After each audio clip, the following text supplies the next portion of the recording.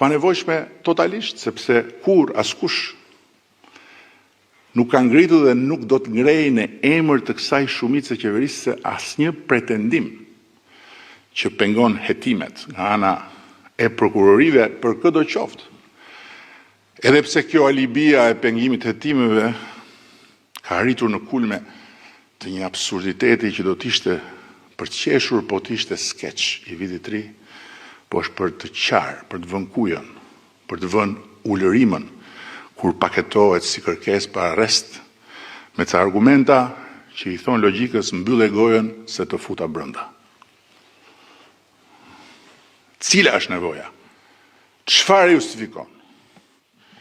Një kuturisje të marrë për të bërë 40 kontrole banesash në ditën e vigjiljes së vitit të ri për një çështje të regjistruar para 5 vjetësh. Jo vetëm duke i trajtuar punonjësit administratës, si të ishin ndonjë organizatë kriminale, për të mbledhur e tëra njëkohësisht në burg, por dhe duke përcjell në tërë tenxherët e Shqipërisë haberin që s'ka asgjë të gëzueshme për një ditë thuajse të shenjtë në mbar globin, ku tërë bota arrin shtëpi me familje dhe me fëmijët.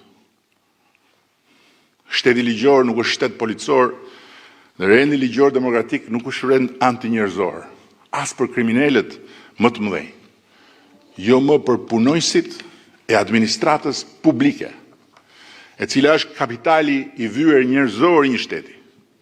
Dhe jo më kot në shtyllat themelore të procesit të negociatave, krahas forcimit të drejtësisë është dhe forcimi i administratës publike. Drejtësia dhe administrata publike nuk janë në dy barikada përballë njëra tjetrës. Po si mund të forcohet administrata publike nëse çdo punonjës i saj prezumohet i fajshëm dhe trajtohet si i tillë?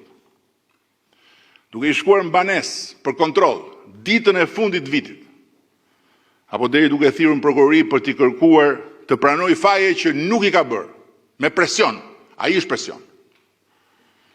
Sepse duhet i inkriminuar me patjetër dikush tjetër. A thua se njerëzit janë statistika dhe lëkura e tyre është asfalt që duhet shtruar për të kryer planin 3 mujor të prokurorive.